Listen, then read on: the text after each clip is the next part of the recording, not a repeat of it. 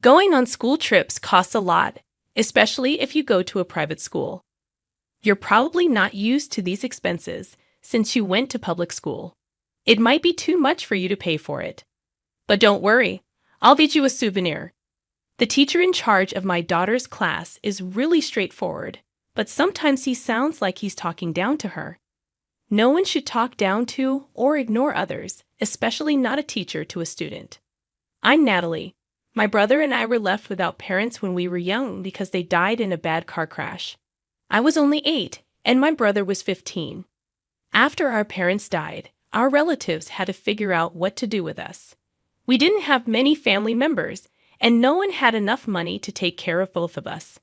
They said, "We can't handle both of them because we're struggling to raise even one." They already had 2 kids of their own, so having twice as many was out of the question. We realized that all we had left in life was each other. I was just a 3rd grader, clinging tightly to my brother. I cried constantly, and he felt helpless seeing me go through so much. At 15, he was barely an adult, and I was still a child. He could only do so much to help. After a while, one relative agreed to take me in. "Sorry, but we can't take both of you," they said. "We thought one of you could stay with us, and the other could go to a foster home or shelter." I understood the situation, but I knew being separated would make things even harder. "Please take care of her. I'll go to the foster home," my brother insisted, sacrificing for me. "I'll be okay.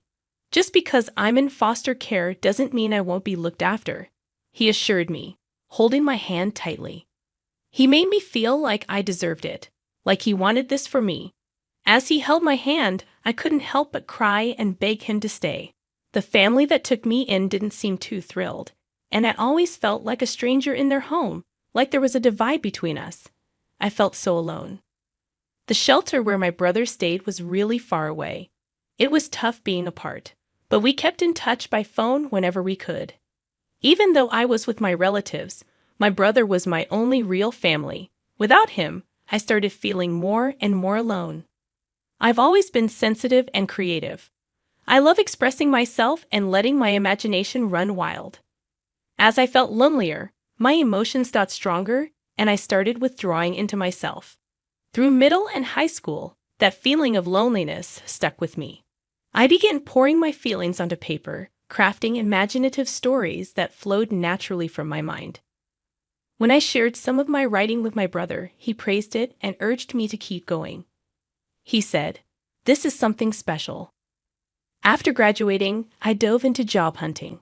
With my passion for reading, I landed a job at a small publishing company that focused on literary magazines. If it had been a bigger company, I might not have applied, not because I wasn't qualified, but because it wouldn't have felt right for me. I put everything I have into my writing. It's kind of an obsession for me. I wanted to show my gratitude to the family who took me in and reassure my brother that I'm doing fine. Starting my first job was tough, and I made my fair share of mistakes, but I kept pushing myself, and before I knew it, 5 years had flown by. At the time, I was working in the editorial department, assisting one of the top writers. This writer had real talent and even won an award for his work. As his editor, I did my best to help him whenever he hit a roadblock. I shared my creative insights and gave feedback to help him improve. When my boss praised me, saying, "Natalie, I don't know what I'd do without your creative mind," it felt incredible. We had a strong bond in our working relationship. And then he surprised me by saying, "Natalie, you're not just the perfect partner at work, but in life too. Will you marry me?" I was totally caught off guard by his proposal. It was unexpected, especially since we hadn't openly dated or been romantically involved. But considering how close we were from working together, we knew a lot about each other. So I said, "Yes, I want to spend forever with you." And it just felt right. My brother was thrilled about our wedding. We hadn't spent much time together since we lived apart, so I couldn't wait to see him again. My husband understood how important it was for me to reconnect with my brother, and he was looking forward to meeting him too. My husband told me about his involvement with the shelter and the kids there. He didn't just contribute financially, he was actively mentoring and supporting the children. "There's one kid in particular who really stands out," he said. "He's driven and hardworking. And he even calls me Big Bro." He was glowing with pride, and I couldn't help but feel proud of him too. 2 years into our marriage, we were getting ready to welcome a new addition to our family. My husband's writing was gaining recognition, and he credited it to my advice and support. "Thank you for always believing in me. I love you," he'd say, making me feel so appreciated. Our daughter, Nicole, was born, and our lives were filled with joy and excitement. She was bursting with energy, and we were over the moon. One day, as I looked in the mirror, I realized that the loneliness and sadness I once felt had vanished. I smiled at my reflection, feeling grateful for everything I had overcome. Nicole blossomed into a kind and bright child. Before we knew it, my husband and I decided to enroll her in a private school. We found one that focused on nurturing independent and creative thinkers, offering a well-rounded education in academics, athletics, and the arts. Nicole thrived in that environment. Our careers were going well too. But when Nicole started 4th grade, we received devastating news about my husband. He was diagnosed with terminal cancer, and it had already spread too far for treatment by the time we found out. We went to the hospital together, but I returned home alone. I stayed by his side, praying for a miracle, but it wasn't meant to be.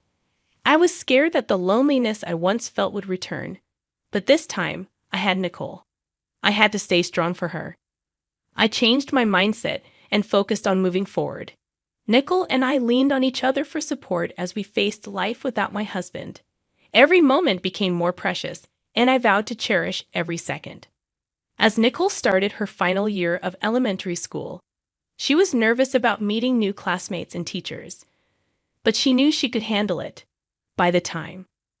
As the first semester ended, I noticed Nicole became increasingly quiet about school, especially after spring break. Starting the second semester of 5th grade, she seemed even more distant. My worry grew. Was she not enjoying school? Was she being bullied? But as the second semester neared its end, nothing changed. Today, I had to confront her. I couldn't ignore it any longer. "Hi, I'm Nicole, and I'm in 5th grade. Last year, my dad passed away, and it was really tough for me and my mom. But my uncle helped us through it, and I'm grateful my mom was able to heal. I was excited to start 5th grade, even though I knew I have a new teacher and classmates, except for one friend from last year. Our teacher is 28 and has been teaching for 6 years. He kind of gives off an older, annoying brother vibe. Our teacher wanted to get to know us better, so he had us fill out a get-to-know-me worksheet.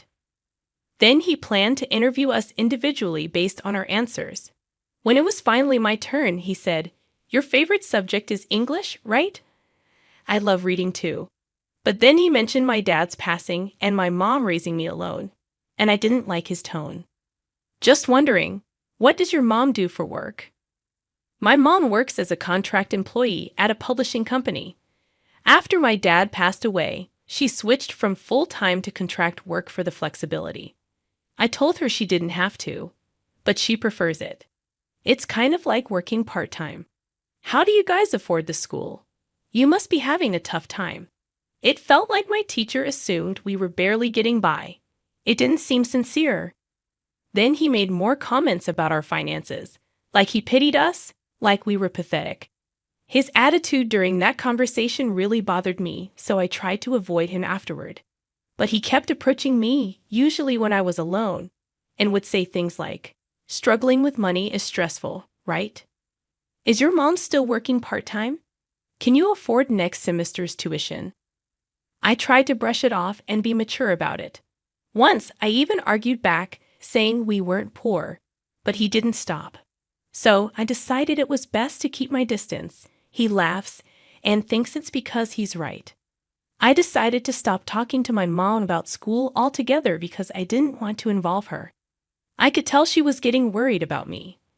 Then, over spring break, my teacher assigned us a book to read, a popular novel by an author named Curie. The main character had a tough childhood but eventually succeeded in life. After class, my teacher approached me when I was alone.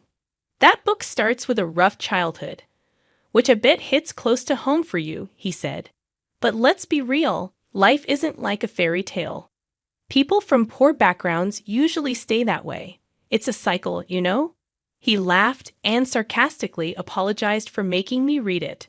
I felt so alone and powerless. I couldn't believe he was my teacher. I dreaded going back to school after spring break.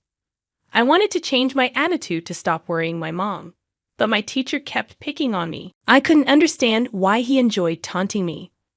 I tried ignoring him, but one day I couldn't take it anymore and snapped back. He was speechless at first, then angry. As he walked away, he muttered, "You're a feisty one, aren't you? I'll remember this." That's when I realized I should have just ignored him. At the end of the school year, there's this big 5th grade field trip everyone's excited about, even though it's not happening yet. People in class started buzzing about it, and once again, the teacher singled me out. Those school trips are pricey, especially compared to public schools. Wonder if you'll have to sell the house to afford it, he said with a smirk. I'm looking forward to it, but hey, don't sweat it if you can't make it. It's a luxury, and you've got more important things to worry about. Better to stay home. He even hinted it would be better for the school if I didn't go, like payback for snapping at him. Then there was this incident where a classmate's Nintendo Switch went missing. The teacher insinuated that kids from poor families might have stolen it out of jealousy, looking straight at me. My friend started asking questions, but I kept quiet to avoid his smart remarks. Later, when we were discussing middle school plans, the teacher suggested I reconsider staying at the private school. He doubted my mom could afford it and suggested we look into public school instead. He kept belittling us, saying it's stupid to stretch beyond our means. I couldn't take it anymore. I stormed out of the conference, tears streaming down my face. I was so frustrated with him. When I got home, my mom sat me down and asked what was really going on, so I told her everything. I was speechless hearing my daughter's words.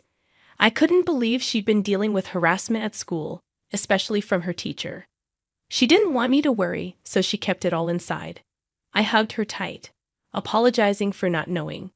I knew I had to talk to the teacher right away. I decided to record our conversation on my phone, just in case. I assumed you'd be working hard, just like I am. His response confirmed my daughter's story. I demanded to know why he felt entitled to speak so horribly to Nicole. It was my duty as a parent to make her aware, even though it should be his job as a teacher, a responsibility he seemed to overlook. He had the audacity to suggest we send Nicole to public school if we were struggling financially, but he was wrong. We've never faced financial instability in our lives. His assumptions about our situation were unfounded. He kept interrupting and talking over me, making it impossible for us to have a civil conversation. His immature remarks pushed me to my limit. I warned him sternly, "That's enough. Don't ever speak to my daughter like that again, or there will be consequences." With that, I stormed out, leaving him speechless. After our confrontation, Nicole said he stopped bothering her altogether. I was surprised she let it go so easily, but thankfully, she made it through to graduation unscathed. Unfortunately, I couldn't make it to the parent-teacher conference afterward. Nicole confidently chose to attend the same middle school as her friends, despite the teacher's mocking laughter. "I'm here with my sister for my niece's graduation," Joseph said, suddenly realizing that Nicole was his niece, and then recognizing me as his sister. It was time for me to set the record straight. My late husband was a renowned writer, and we still receive royalties from his work. We're financially secure because of that. Plus, I have my own steady income. He was stunned. The author Curie, whose work inspired you and whom you admired, is actually me. It's a pseudonym I used. You can imagine the royalties from that alone. My husband and I enjoy collaborating, but I also wanted to pursue my own writing.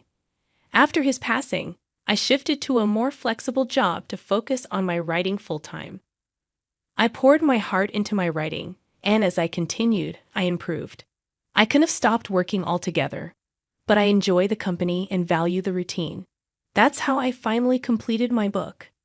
Joseph saw parallels between his upbringing and the author's story, but instead of overcoming his past, he projected his resentments onto others, including my daughter. He wrongly assumed my family was struggling and belittled us. Such behavior is unacceptable, especially from a teacher. He's not fit for the role. He didn't respond and instead broke down in tears in front of everyone. My brother reported him to the principal, leading to Joseph's swift termination. I provided the principal with recorded evidence of my confrontation with Joseph, which left my brother speechless upon hearing. He expressed disappointment in Joseph's true character and doubted Joseph's ability to continue teaching with such behavior. I realized I had misjudged him. Don't worry. People like him are rare, otherwise the world would be doomed. I hope I never become like that. My brother chuckled at Joseph's behavior. You should focus on your own happiness now. I'm content, and you don't need to worry about me. Maybe it's time for you to start dating. What about you? You could date and be even happier. As long as you're happy, I'm happy. But a new dad? My daughter is wise beyond her years. She's my happiness. Why do we feel so alone? Is it in our minds, or do we close ourselves off from seeing the beauty around us? The answer lies within our hearts.